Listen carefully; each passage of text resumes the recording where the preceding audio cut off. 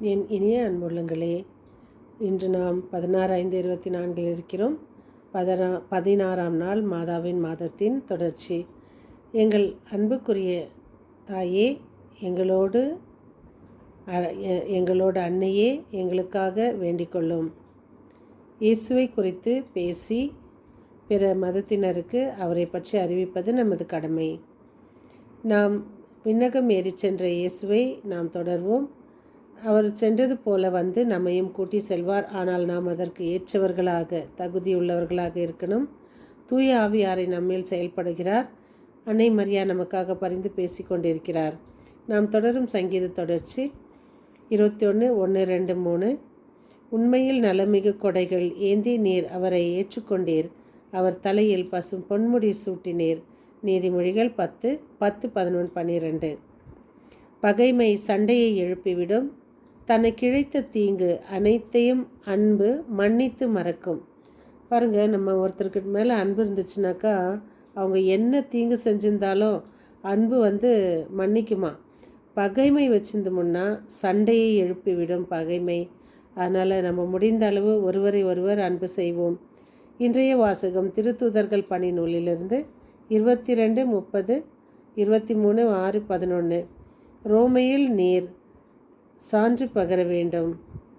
இன்றைய தூய நற்செய்தி வாசகம் யோவான் 17:20-26. அனைவரும் முழுமையாய் ஒன்றித்திருப்பார்களாக.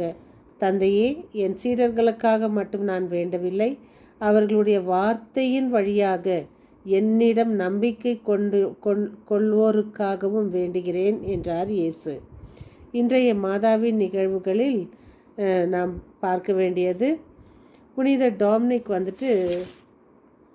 ஐரோப்பாவில் கர்கசோன் என்ற நகரில் மறையுரையாற்றின்கிறாராம். அப்போ அவரிடத்தில் ஒரு மனிதரை கொண்டு வராங்கோ. அந்த மனிதர் மேலே ஒரு அலகை குடிக்கொண்டிருக்கு. அது உலகத்தில் உகந்தது 153 மணி ஜெபமாலை இல்லை என்ற மாதிரி ஒரு வாக்குவாதத்தில் அவர் அலைக்கழிக்கப்பட்டு அதை பேசி கொண்டு இருக்கு. அப்போ அவர் கொண்டாடும் போது அப்போது டாம்னிக் சொல்கிறாரு, புனித டாம்னிக்கு, 153 மணி ஜெபமாலை வேண்டுமா வேண்டாமா அப்படின்னு சொல்லிட்டு கேட்கும்போது அந்த தீய ஆவி மனிதரிடம் ஆவேசம் கொண்டிருந்ததால் அது அவரை நோக்கி, இயேசுவின் பெயரால் இதுவரை 153 மணி ஜெபமாலை குறித்து போதித்தது அனைத்தும் உண்மையாக பொய்யான ஒரு ஜோரா கத்தி வெளியரங்கமாக பதிலளிக்கும்படி கட்டளையிடுறாரு. இயேசுவின் பெயரால் கட்டளையிட்டதை கேட்டு அந்த தீயாவை அந்த மனிதரின் வாய்மொழியாக உரத்த சத்தமாக, டோம்னிக்கே, இவ்விடத்தில் சூழ்ந்திருக்கும் கிறிஸ்தவர்களே, நான் இப்போது கூறப்போவதை கவனமுடன் கேளுங்கள். டாம்னிக் அன்னை மரியா குறித்தும் 53 மணி ஜெபமாலை ஜெபிப்பது குறித்தும் உங்களுக்கு கற்பித்தது அனைத்தும் மிக சரியானவையே. மேலும் அன்னை மரியாவை வணங்குபவர்கள் எந்த ஆபத்தும் தீண்டாது என்பது உண்மையாக. என்னாலும் அன்னை மரியாவை பக்தி செய்பவர்களுக்கு எந்த கெடுதலும் செய்ய முடியாது. ஒருவேளை பாவ வாழ்க்கை வாழ்ந்து கொண்டு இறைவனை விட்டு விலகி வாழ்ந்து கொண்டிருந்தாலும் அவர்கள் அன்னை மரியாவை நோக்கி 153 மணி ஜெபமாலை ஜெபித்து பக்தியோடு ஜெபிப்பார்களானால் அவர்களது இறப்பின் வேளையில் அவர்கள் அன்னை மரியாவின் உதவியால் மனமாற்றம் பெற்று தங்கள் பாவங்களுக்காக மனம் வருந்தி மன்னிப்பு பெற்று விண்ணகம் செல்வார்கள் என்ற செய்தியை உங்கள் முன் சொல்ல வேண்டும் என்று இறைவன் எனக்கு கட்டளையிட்டு அனுப்பியிருக்கிறார் என்று கூறியதாம். இந்த அழகை இவ்வாறு சொன்னதை கேட்ட மக்கள் அனைவரும் அப்படியே ஷாக்காக இருக்கிறாங்க.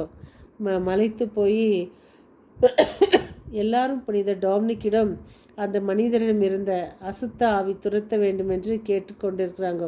153 மணி ஜெபமாலை ஜெபிக்க ஆரம்பித்த பிறகு ஒவ்வொரு மணி ஜெபிக்க அந்த மனிதரிடம் இருந்த அந்த அலகை வெளியேறியது. அப்போ அந்த அருள் நிறைந்த மாதிரி ஒவ்வொன்றும் அப்படியே நெருப்பு தன்னல் போல அது காயி அது அங்கேருந்து வெளியே ஓடி போயிருக்கு. மனிதர் அறிவு தெளிவோடு அமைதியான தோற்றத்துடன் அங்கே உட்காந்து இவை அனைத்தும் பார்த்து கொண்டிருந்த மக்கள் மற்றவர் வாயிலாக இந்த அருங்குறியை குறித்து கேள்விப்பட்ட மக்களில் அநேகரும் மனமாற்றம் பெற்று கிறிஸ்துவை ஏற்றுக்கொண்டார்களாம். இப்போ நாம் இதை கேட்குற நாம் என்ன பண்ணோம்? நாமும் மற்றவர்களுக்கு இதை அறிவித்து கிறிஸ்தவர்களாகிய நாமும் அலகையில் சிக்காதபடி, தீங்கு இழைக்காதபடி அன்னை மரியாவை பற்றி கொண்டு அடைக்கலத்தை நாடுவோம். ஜெபமாலை ஜெபிப்போம். குடும்பத்தில் கெபியின் முன் இந்த மாதம் முழுவதும் ஜெபிப்போம். மீண்டும் சந்திக்கும் வரை உங்கள் அன்பு தோழி.